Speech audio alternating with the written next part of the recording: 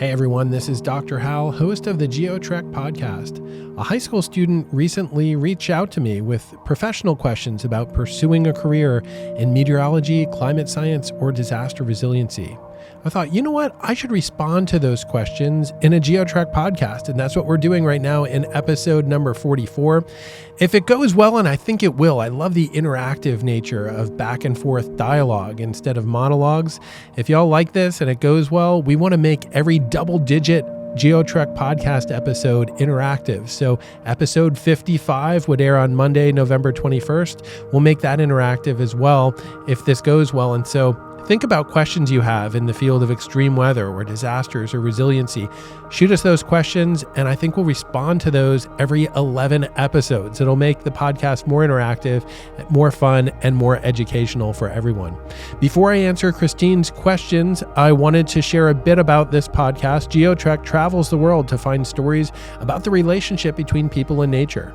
Our stories investigate the impacts of extreme weather, disasters, and hazards on individuals and communities.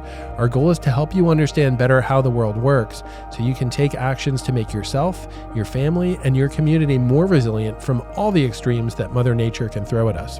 Hey, before we get into this episode, we have a favor to ask you. We would really appreciate if you would subscribe to this podcast on your favorite podcast platform. Your subscription helps us mark progress, which enables us to make more professional partnerships moving forward and ensures many more episodes of the GeoTrek podcast in the future. Well, hey, let's jump into this episode in my weather lab. You can sit over here by the rain gauge. I'll sit over there by the digital thermometer. Let's answer these questions that Christine had about pursuing careers in meteorology, climatology, and disaster science. Well, Christine, thank you so much for the questions. I'm excited about the interactive podcast here, looking at career questions for students and young professionals. The first question you asked me, what is my job title and my main responsibilities? My job title is Extreme Weather and Disaster Scientist. My main responsibilities, really, I do three things. I do extreme, or you could say severe weather forecasting for our parent company, CNC Catastrophe and National Claims. They've been doing great work in the disaster and hazard space for more than 30 years. They're very concerned about any severe or extreme weather impacts, especially in the US. So during the springtime, especially in the plain states, the threat of tornadoes, hail, wind, that's all stuff that I'm forecasting. I would say March, April, and May are the main months for that. And then, of course, later summer and into the fall, I think hurricane impacts are probably the biggest hazard that they're concerned about. So I do a lot of tropical weather forecasting, especially through the summer and through the fall as well. So that's one thing I do, a lot of weather forecasting. Number two, I'm the lead scientist for the GeoTrek project. That includes the GeoTrek podcast here that we've all grown to know and love. We have some great interactions with people every week on this podcast, but there's more to GeoTrek. There's really a website and a science-based platform where we're communicating constantly about extreme weather, hazards, disasters, and resiliency. We have a blog on there that sometimes I'll write a blog post, but more and more I'm coaching a team of writers that are writing really interesting articles about extreme weather. And then also we have a lot of videos on the GeoTrek site. These are short videos like Reels, Instagram, Facebook, TikTok, but also we have some longer documentary style videos as well. This last spring, we did a tornado chase, for example, in the plains and did an 11-minute documentary, kind of a longer form communication piece about that. So we're really engaging with the media and with the public on GeoTrek. And then the third thing I do, I'm lead scientist for an organization called Flood Information Systems. And this provides data-driven flood risk analysis for flood-prone communities. So part of what we do there, I help really build extensive, comprehensive flood data sets where we can work with a community, build out their entire flood history, and then use those data to understand how risky they are to see extreme floods. Not only do we look at these flood levels, but we also analyze how likely buildings are to be flooded, utilities, roads, all those kinds of infrastructure and things like that. We're also analyzing the impacts of these floods. So those are really my main responsibilities, helping flood information systems continue to run. I run also the U.S. storm surge database called USurge, and then keeping GeoTrek going in written content, video, and the podcast, and then of course weather forecasting for CNC. So a little bit of diversity there. I'm doing a lot of different things, but I like it. I like the variety. Every day is a little bit different, and I get to work on different projects with different people. Question number 2, you asked me, please identify 3 to 5 specific skills you need in order to perform your job and explain how you acquired those skills. So number 1, I would say just a strong basis in science. And how did I acquire that? That started long before the university. I was really blessed to grow up in a science-oriented family. My father used to coach me through mathematics, and I remember doing algebra, like 7th, 8th grade. I was struggling with it, and I would finish problem number 3 and want to go right away to 4. He said, "You're not done yet. You need to go back and plug in your answer and ask, does that make sense?" He would always make me review and double and triple check. Is the answer I just came up with, does that make sense according to the original problem? And so that type of thinking was really important. Also, I just grew up, my grandma and my mom both really loved the weather.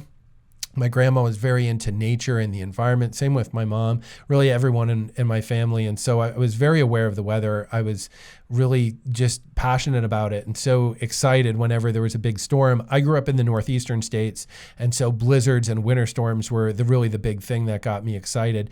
But I can remember also being 14 years old, and I would pretty much read through every meteorology book in the local public library. And I remember laying in bed at night and reading this weather book. And we had, to explain the home I grew up in, we had 3 bedrooms upstairs. 2 of them had air conditioners, mine did not. So we had to keep all the bedroom doors open at night so the air conditioner from the other bedrooms could reach me. And so I had my little light on. I was reading these books, but my mom was a really light sleeper.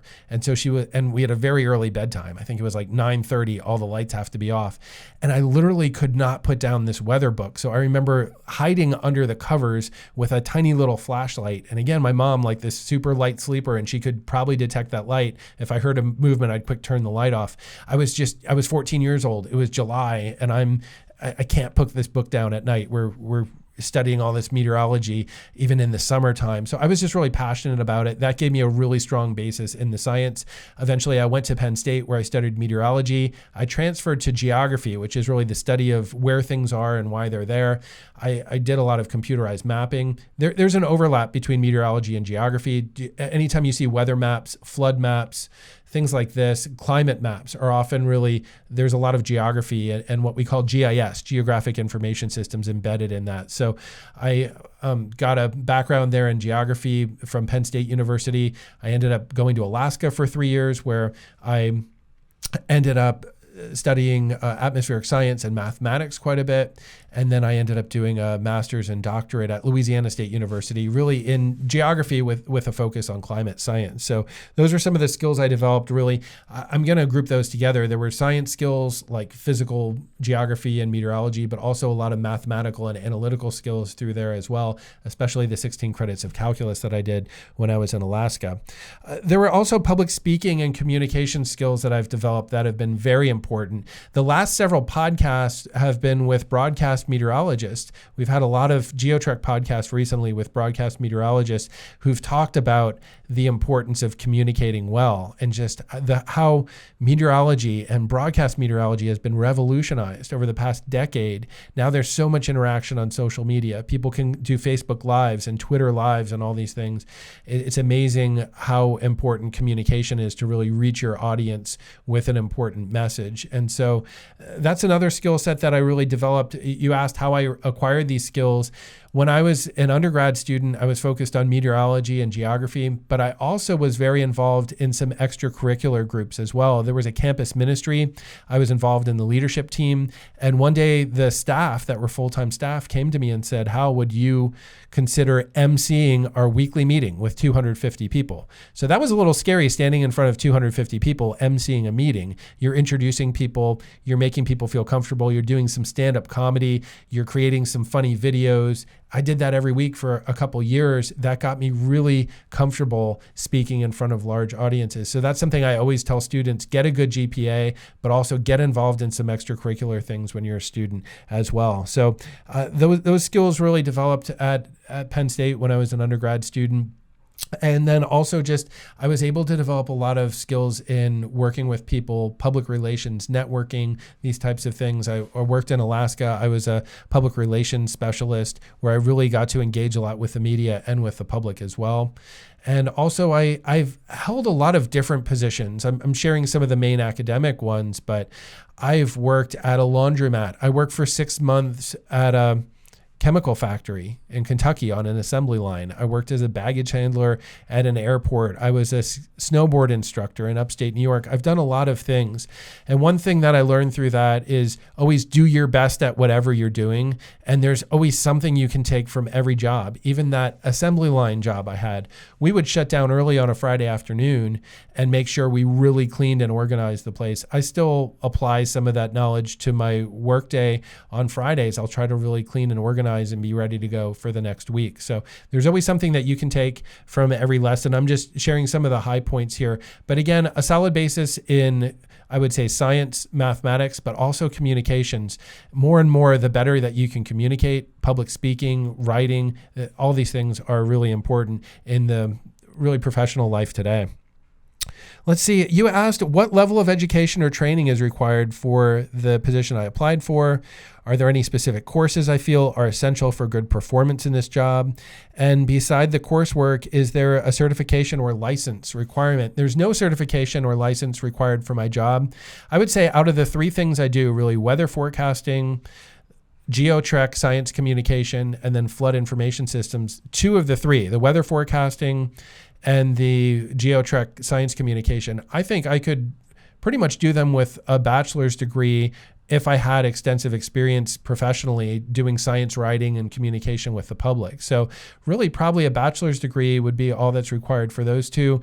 For flood information systems, wow, we're doing some really high level science research and analysis. Just today I was doing an analysis with Phil Klotzbach from Colorado State University, one of the best known hurricane scientists in the world.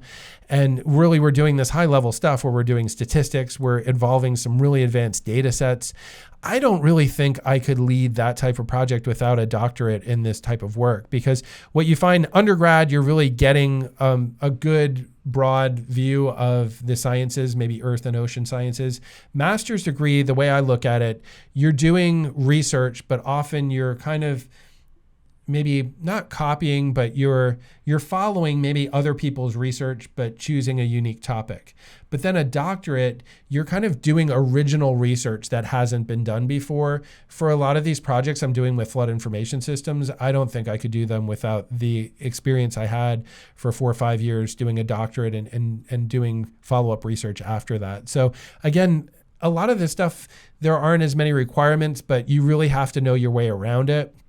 And so it really depends, I think, more on your experience and the skill set that you can bring to these different projects. By the way, these are great questions, and they just keep getting better and better. I really like this one. Question number 4, you asked me to describe my typical day. So that's really interesting. Since 2019, the year before the pandemic hit, I've been working mostly remotely, although I do a lot of travel as well. And so every day can be a little bit different. And I'm very busy, but I also do have some level of flexibility. I try to put some things into my work week that, like on Wednesdays, I sit on a science panel for the National Tropical Weather Conference. Again, I said on Fridays, I really like to organize and things like that towards the end of the afternoon. But one of the things I try to do with my typical day, and I guess no day is typical. I mean, I try twice a week to get on social media live. Lately, that's been like Tuesday and Friday late afternoon, but it can be whenever. If there's no imminent threat, there's no hurricane right off the coast, I try to do social media weather broadcasting about twice a week. Now, if there's a storm approaching the U.S. coast, I might be on there every 6 hours or something like that. I'll really ramp it up. But in general, as far as my typical day, one thing that I really do like to do, I'm an early riser. I'm early to bed, early to rise. I like to get up maybe 5:30. I really like to be working, if at all possible, maybe around 6 in the morning, and put in a couple hours just early on. then maybe go for a walk, just stretch my legs, but I'll then push it again until late morning. And then I personally kind of like to take an extended lunch, maybe a 2-hour lunch where I can run some errands. I'll often go to the fitness center, eat lunch. I'll kind of break up the day a bit. Sometimes I see people going straight through like 9 to 5 with very little breaks. For me, just especially because I'm at a laptop a lot, that would be just, I find it hard on my back and just hard on my body. I like to break the day up. And I can do that because I'm starting usually so early. And then I get back to it for a few hours as well in the afternoon. Let's see, you had asked, what are the most challenging issues with your job? This is a really good question. It's always good with every job to think about what are the best things about it, but also I love your question there. What are the most challenging things? Really, two things stand out to me. For one, I'm working in the disaster space really as an entrepreneur and a creative scientist in the private sector. And so how do you do that? How do you develop products and solutions that help address the problems of society? How do you do that, but then make it so that you can run a business that can cover its expenses and pay a salary? That's a bit of a challenge. I did my doctoral research at Louisiana State University. One of my dear friends that I went through grad school, we had some overlap there. We both had the same major professor, and then we both went private sector afterwards doing entrepreneurial type stuff. His name was Ezra Boyd, and unfortunately, he passed away at the age of 40 about 6 years ago. Just really tragic, and I'm still very sad about it. I learned a lot from Ezra, but Ezra was really a disaster scientist. And the thing I got as I got to know Ezra better, it was what amazed me about Ezra. He made himself so available to people. And he lived in the Mandeville area, just on the North Shore, just across the lake from New Orleans. And he launched something called Disaster Map. He was really into GIS, that's Geographic Information Systems, basically digital map layers, really into that, but using GIS and digital mapping technology, remote sensing, all these types of ways that you can do great mapping and spatial analysis. His passion was using that for disaster communications. And he was really building this when he passed away, and it was starting to grow. He was starting to get funding. But I can remember sometimes, like, South Louisiana gets a lot of floods. And people would constantly be hitting up Ezra saying, Ezra, I'm in Slidell. Highway 11 near I-12 is flooded. How can I get to Ponchatoula? And he would direct people, but he would have a ton of these calls where he's helping people through floodwaters and he's helping people navigate disasters. And we'd often have these conversations like, if you're doing that once or twice, it's one thing. But when that's dozens of calls per month, all of a sudden that's a significant part of your schedule. And so that's part of a challenge for a disaster scientist. How do you develop products like that help people, can even help save people's lives, but how do you make an income on that? Or I guess we could use the word monetize, right? I know it can sound bad. There are people in a distressed situation. You don't want to be like taking advantage or obviously you're not ever trying to exploit these people. But if you're someone like Ezra and you're doing this constantly to help people make decisions and to help them make optimal business decisions or even to help save their lives. Someone says, my daughter's trapped. There's floodwaters around her. How does she get out of there? How do you do that in a business model is what I'm trying to say, where you're helping people, you're meeting their needs, but also you're making some income. I mean, is it a subscription service? Do people pay to use it? Or do you just freely help people that are in disasters and then put a donation button? I mean, maybe that's the way to go, that you say, hey, I helped 11 people last month navigate floodwaters. Maybe other people can help donate to that cause. I have noticed when you help people out through disasters, often they're extremely grateful. So maybe the way to go about that is to have a donation button. I don't know, but just monetizing some of these things and building a business model in disaster sciences can be a little bit sensitive sometimes, because you certainly don't want to take advantage of people that have been hit hard or are going through a terrible crisis. But at the same time, if this is what you do for a profession, you have to find a way to be able to pay your bills and make a decent salary. So that's one of the challenges, maybe a little bit long-winded there, but definitely one of the challenges.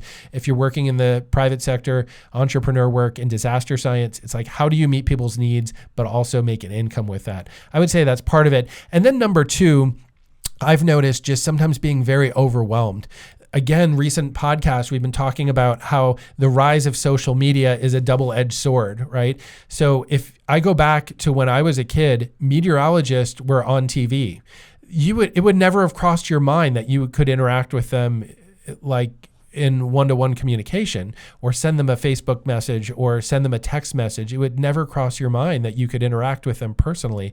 Nowadays, we have a lot of personal interaction on social media, especially. There's Facebook Lives where viewers can chat with the expert in real time. It's amazing. So that is a good thing. But also what happens professionally, if you're doing really good work, a lot of times you're going to get a lot of requests for your opinion and also for your services. So for your opinion, how this works, if there's a hurricane approaching the coast, my text and social media is going to be blowing up with people saying, I live at this address. Is my house going to flood?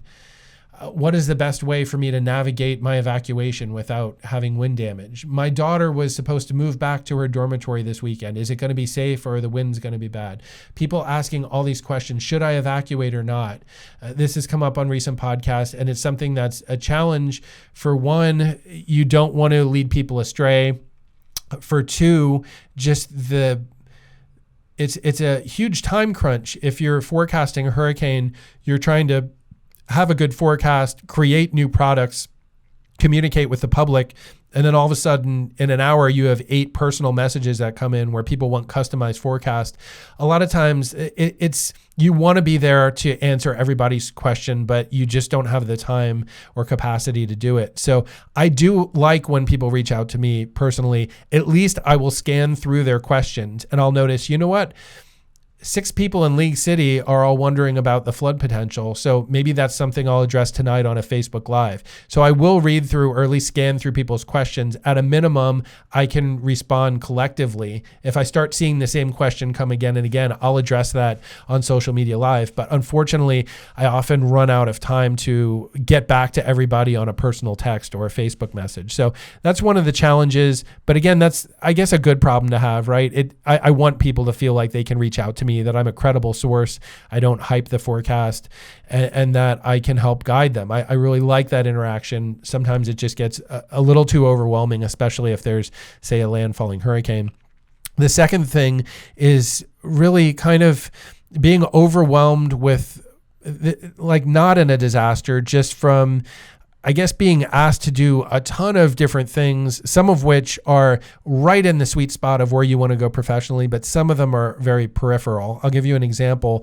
Again, I love disaster forecasting, extreme weather forecasting, especially flood, wind impacts. Those are the things that really get me passionate. I can do that during a storm, but I can also do that long term, right? I can say, it's February, there's no hurricane for 6 more months, but this neighborhood, here's their long-term flood risk. That's something I can do every day of the year.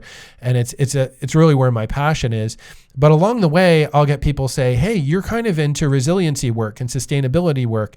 We have a community garden that we want to develop in your town, and we would love for you to be a part of that because you're a known face in the community. People trust you. Can you help out with our community garden project? Or things like this come up quite a bit. And so over time, younger in my career, I try to do it all, and I just get so burnt out and just so exhausted. Now I realize I just can't do everything. So that's another challenge of how do you decide what to say yes to and what to say no to? Over time, I feel better about respectfully declining some offers that come my way. Again, I realize there's a great importance on having your top 3 or 4 goals and making sure you're hitting them. And that might mean that request number 17 you can't hit. So part of that is just reevaluating what your goals are, where you want to go. Someone explained the term value add to me. What is your value add? In other words, professionally, when we look at the professional space for disaster work or extreme weather work, where do you fit in? What do you provide that's unique to you or very specialized that you can do maybe better than anyone else? Those are the things we really want to key in on, because if you do good work and you've chosen a good topic to research, you're often going to get way more requests for your services than you can possibly fill. So staying focused and really focusing on your goals, not in a selfish way, but saying, what are the unique things I can do that can help the most people out there? And that may mean that we have to say no to a lot of other things, if that makes sense. That's always a real challenging thing. And it's just something I think that I've become more comfortable with as I've grown professionally. Well, Christine, you also asked me about describing my time management strategies in order to make sure I meet deadlines and accomplish tasks. Boy, I find the more structured and focused I am, the better it is. Two things that I do. For one, I actually have a master database that has all the potential work items listed in it. So I don't know, there might be 58 items in that right now. I will go through most mornings and I'll rank everything. What I'll actually do before I rank them, I'll categorize them. So category A means this absolutely needs to be done today. And then I'll shade that row red. Category B means I would like to get it done today. Category C means I'd like to get it done this week. And then category D is everything else.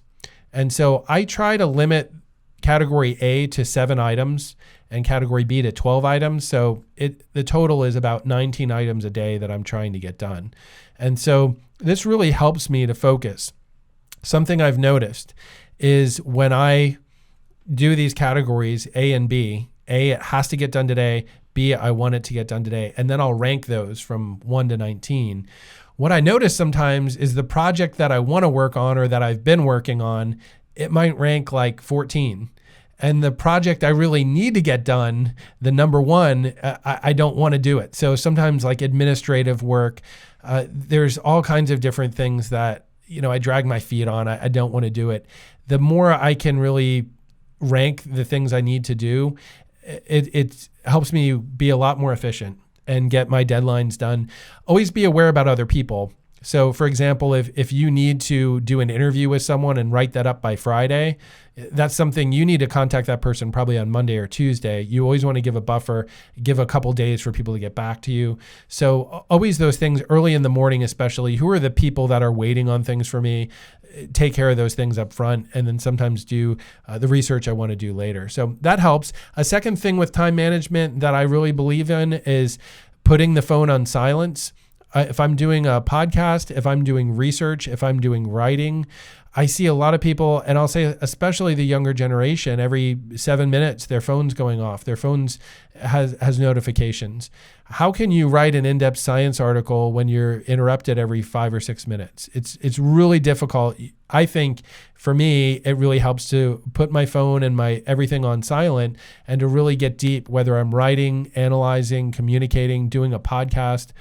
For me, that really works. I carry that over even to my midday workout. When I'm in the gym, the phone's on silent usually. Now, I am checking through my messages at least several times per day. So, and if I see an urgent message from work, I'll call them back immediately. But I think it is important to have these blocks of times where you're uninterrupted. I think your work quality will be better. You can be focused better. And then I like to, return all my messages, for example, at once. So every now and then people will get a little frustrated. They'll say, we've been trying to reach you. But again, with the office, I like to keep really close in touch. Sometimes family or friends, they're trying to call me at 10 o'clock on a Monday. It's like, well, I have work to do. I'm focused on something. So you also asked me, what are some of the most effective problem solving methods I use to resolve issues at work? Please include some examples. I like to really do goals. So every 3 months or so, I like to have goals for that period of time. It's important every now and then to step back and look at the bird's eye view. What's the big picture here? It's really easy with work just to be reactive instead of proactive, to spend the day just replying to people's emails. It's important to step out from that and say, wait, every now and then, what's the big picture? Where am I going? Am I going on the path that I really want to, that I feel like I can really help the most people? So yeah, writing, also brainstorming, taking time to write down, when you have a problem, when something needs to be resolved, do some brainstorming, write down every possible solution and kind of work through those things as well. I find that to be helpful as well. And then lastly, we spend a lot of time trying to solve problems that are unnecessary. So for example, the battery on my laptop died about a year ago. Now I realized, wherever I go, I can just have it plugged in, right? It's plugged in right now. If I'm traveling, I can always find a plug. So for me, it's not worth the several hours it would take to pack it up, ship it to our parent office, have to find a replacement computer for a while and then have it shipped back and put in a technological ticket for this to be fixed. Again, it would be a couple hours of my work week, and why fool with it? It works fine as long as it's plugged in. So a lot of times I find myself being really kind of stingy and just focusing on the key things that need to get done. There's usually a lot of peripheral things that you can waste time on that are not as necessary. Number 8, as you consider your previous jobs and experiences, what entry-level skills did you gain that help you in your current position? So great question there. And again, I've shared a little bit about this. I've worked in a lot of different positions everywhere. I'll say this one thing. Sometimes we have a goal, especially as a young professional. We think we know where we want to go. And along the way, we run into other things that we weren't expecting that can be huge blessings. Like for me, when I went to Alaska, I wanted to become a professional climate scientist. I enrolled to study atmospheric science. They told me my math level wasn't high enough. So I thought, wow, I'm going to have to take like 12 or 16 credits of calculus. Well, while I was doing that, I got a job with the University of Alaska in the public relations office. I had no idea what public relations was. Next thing you know, I'm making up a tour for tourists to travel with me through the Geophysical Institute and the International Arctic Research Center. And we went to the Alaska Volcano Observatory. We looked at seismographs. We met atmospheric scientists. We met people that study the aurora and space weather. And, I developed this thing and along the way, I realized, I really love this. I really love communicating science to the public. I didn't realize this is a thing. I didn't realize I'm good at it until I got there. Had I been able to go right away into atmospheric science, I would have done that in a heartbeat. I never would have really done that public relations work in Alaska. Here I am 15 years later, and actually a lot of those skill sets that I developed in public relations, like writing press releases, engaging with the public and the media, I use those skills every single day. And so again, that wasn't on my radar, but along the way, some things blindsided me and redirected me. So that can be a good thing. Some of the paths you think you want to go in your career, actually going a different path can be even better. So just keep your eyes open to different opportunities you have. There may be something that comes your way that was never on your plan, never on your radar, but it actually is a better path for you. That's what I found out, like with science communication. I didn't realize that's even a thing or that I'd be good at it. Likewise, I also worked at the the National Snow and Ice Data Center in Boulder, Colorado. I worked there from 2007 to 2008 as a scientific programmer. I thought I would love scientific programming, like computer programming, because I love science and I lived overseas and was a pretty good linguist in my years. So I thought, well, computer programming, that's like linguistics for science. I'm going to love this. It was really hard for me. I am not a good computer programmer. I really struggled with it. And it got to the point even I kind of dreaded coming to work. I wasn't a good fit for me. And at the end of my time there, my supervisor, who really did a great job trying to mentor me and instruct me, she told me, she said, don't look at this as a failure. She said, there's a reason why even college students are encouraged to do internships. Get out there and try something. You may love it, or you may hate it, or you may say, this just isn't a good fit for me. But how do you know unless you try it? Her point was, if you try something and it's not a good fit, that was a smashing success. Because you've just realized, okay, I thought computer programming might be a good path for me, but it's really not. I don't have an aptitude for it. I don't enjoy it. So again, just getting out and trying things, I think it's really important. And you'll be blindsided. You may end up going some paths you never expected, and some other ways that you thought were going to be a good fit for you might not be. So that's part of the adventure and the exploration of just trying things out. Do internships, do summer studies, co-ops, different things like this. You'll get to know yourself better and get to know your strengths and weaknesses as well. Christina, you asked, how important is networking in your line of work, and how do you build a professional network in person and online? An excellent and a very, very important question. A lot of students and young professionals, I think, do not realize the value of networking. And part of this is there's such a focus, I think, especially in the sciences and mathematics, on just having a high GPA. And so we can feel like if you get a degree, you have a high GPA, it's all going to work out great. Networking is unbelievably important. How do we do this? So part of it is just being personal with people, getting to know people, looking for opportunities to get to know other colleagues that are your age or even older colleagues that can help mentor you and guide you. Ask questions, get to know people, ask them, man, take $3 and take someone out for a cup of coffee that's older in the field and just ask questions and just listen. What do they think are the biggest problems that this field faces? Where are the opportunities? Where are the challenges? If they could go back in time and start over, what would they do differently? Just get a mentor, build relationships, and just as much as you can, just soak all this in. Well, easier said than done. How do you do that, right? So it's not always easy. Check out career fairs. Often a college or university will have career fairs. Those are online as well as in person. Even in the job interview process, take a deep breath. You're being interviewed, but also interview them. Ask them some of those questions. If your interviewer is a personal person, they'll share about their life and their experience as well. So another thing, conference and workshops. In science, there are many of them. Often we see these mega conferences with 5,000 people. There's a place for them, and that can help you network. But I'll tell you, I've seen tremendous good from smaller workshops. I'm talking 40, 50, 60 people. There are a lot of these smaller workshops that bring together people from different disciplines. And look for a workshop where you all stay in the same session. At a workshop, people give presentations. But if you're at a mega conference, you have hundreds of breakout presentations. You'll have 20 people in a room. They'll listen to someone give a talk, and then afterwards, everyone leaves and they go somewhere else. In my experience, I could spend 3 days at a mega conference and hardly get to know people. If you go to a small conference where there's 40, 50, 60 people and you're all in the same session and then you all eat your meals together, all of a sudden, wow, I just left that conference with a couple people that I spent a few hours a day with. We shared a lot of meals together.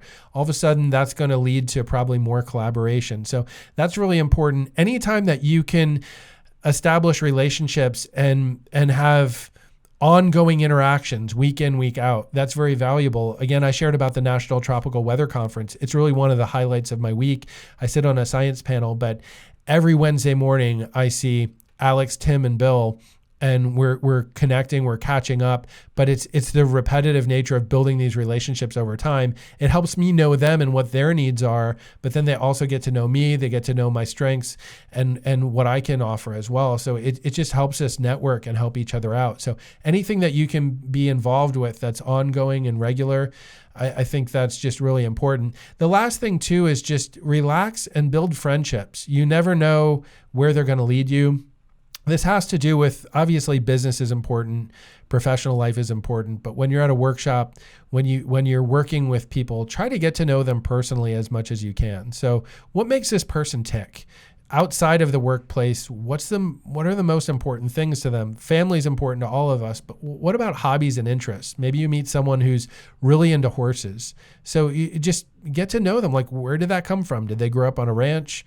Do they ride every weekend? Just get to know them a little bit better, and it'll help you build a relationship with them. Maybe they're a passionate Los Angeles Dodgers fan, right? And a few months later, the Dodgers make it to the World Series. Send them a congratulations text. It'll help you catch up with them and continue that relationship. But again, it's those types of connections outside the workplace that all of a sudden they feel more connected to you and you feel more connected to them. It's not about using people or being selfish, but the more people you're connected to, the more people you'll get to know and build a relationship. It'll help you meet their needs, but it'll also help them know about you. And all of a sudden, you'd be shocked how many times you send that text, congrats, the Dodgers are in the series, and they're like, hey, we need to catch up. Actually, there's a project you should be involved with, right?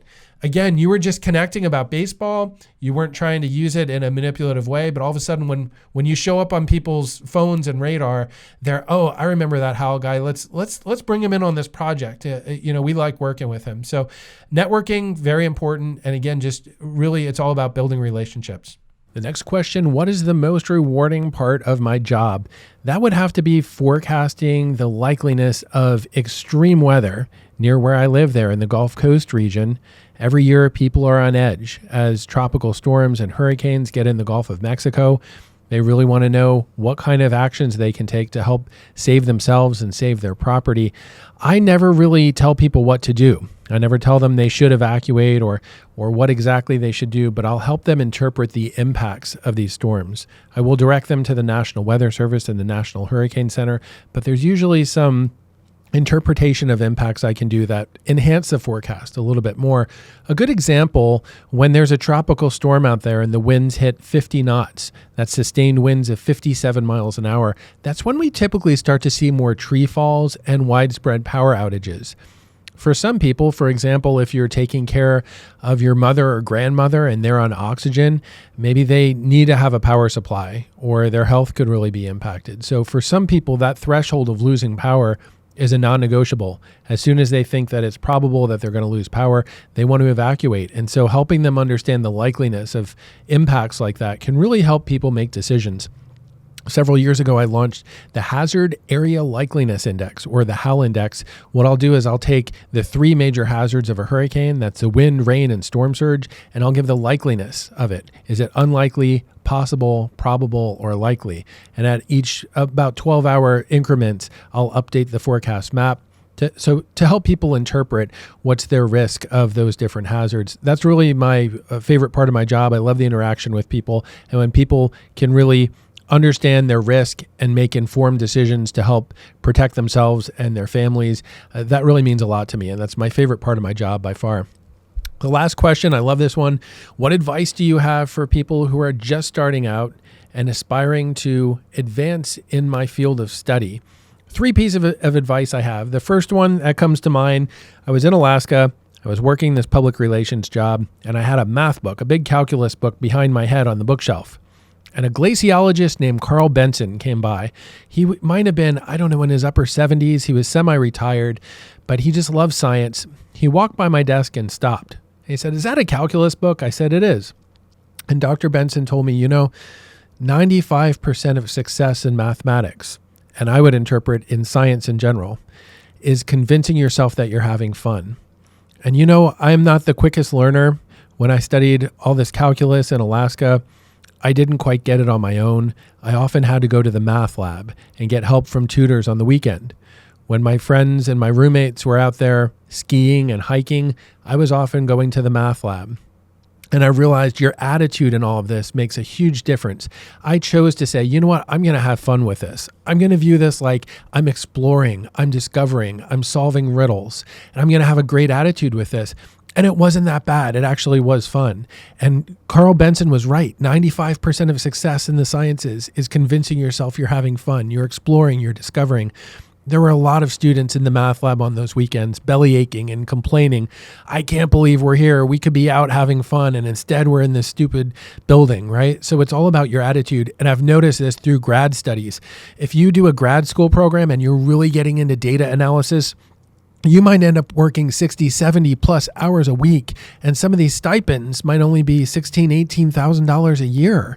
When you do the math, you're making like $5 an hour. If you don't love what you're doing, if you don't have a passion for it, it's going to be really hard to make it through. And so think of your language. I hear students all the time saying, "Oh, I can't believe I have to write this paper. I ought to do this analysis." They're using words of duty, have, ought, must. When you're using words like get to, or I want to, or I'm excited about stuff, it changes everything. And I noticed that when I was in grad school, I really tried to keep a positive attitude and have this perception, hey, I get to do this. This is a privilege. This is exciting. That's 95% of success in the sciences. If you have a good attitude, it's going to go a long way. Number two, I see a lot of young people and young professionals really getting paralyzed with fear. They're 18 years old and they're trying to figure out what their major should be in college. Or they're 23 years old and one of their first jobs, or trying to choose a first job and paralyzed. Like, what if I make the wrong choice? We have this perception sometimes that our professional life is just this long, straight path. And if we got on the wrong road, we're doomed. We have just shot ourselves in the foot and we're really going to hurt ourselves forever. I want to encourage you not to be paralyzed with fear. Look at my path, had so many zigzags. It was unbelievable. And what I found is the most important thing all the way through was just to do my best in whatever job I was doing. Sometimes I was doing jobs I loved. Sometimes, like when I was on the factory floor, I did not enjoy that really, but I wanted to go show up on time, have a good attitude, and do my best. But don't be paralyzed with fear. In whatever jobs you do, you can do a job that really is not a good fit for you, but there's usually something that you can take from that and apply it along the way. So chill out, take a deep breath. It's not about you making a perfect choice when you're a young adult. It's about keeping your eyes open, meeting people, networking, looking for opportunities. But whatever you find yourself in today, do your best at it that you can. And the last piece of advice, I would choose a field that you're passionate about, whether that's biology, meteorology, chemistry, whatever you're passionate about. Choose a field that you love, but the topic you choose, feel free to have some lateral movement and some flexibility with that. Again, my passion was climate and weather. I grew up in the northeastern states where the extreme weather was blizzards. I had never really been in a hurricane before, yet I chose professionally to study hurricanes and coastal flooding. Why in the world did I do that? It really had to do with high impact, high profile topics. Feel free to adjust and be flexible and redirect yourself into topics that are really high profile and high impact. Coastal flooding, when you get a storm like Katrina and you get more than $150 billion in losses, when you get these 100+ billion loss events, there's going to be a ton of funding for research and for mitigation and for community outreach. You get these high dollar, high fatality hazards, and there's going to be a lot of opportunities to help people.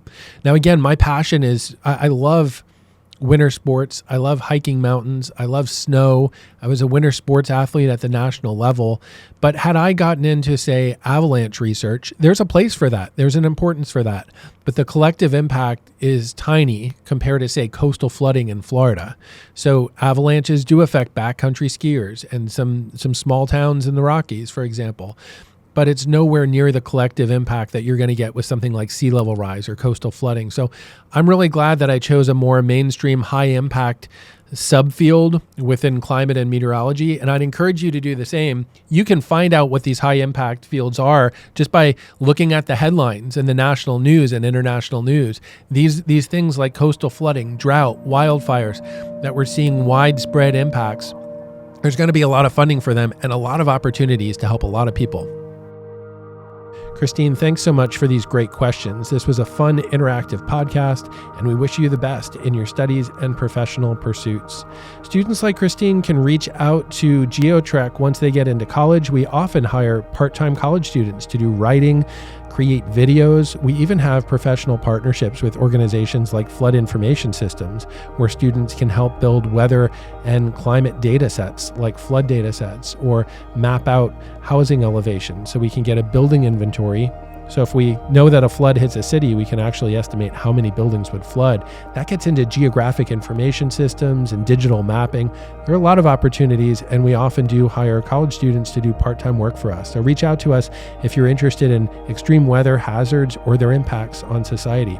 Thanks so much for listening, everyone. And remember, we're going to respond to more listener questions in episode 55, which is right around the corner. It'll be on November 21st. So if you have questions about extreme weather, about resiliency, disasters, reach out to us. We'd love to answer your questions on a future episode. Hey, thanks so much for our GeoTrek production and marketing team. Our featured team member of the week is social media manager Ashley Anderson, who incessantly shares GeoTrek content with tons of people online. Thanks for your positive attitude and hard work, Ashley. It's been a pleasure to work with you. Take care, everyone, and we'll catch you on the next episode of the GeoTrek podcast.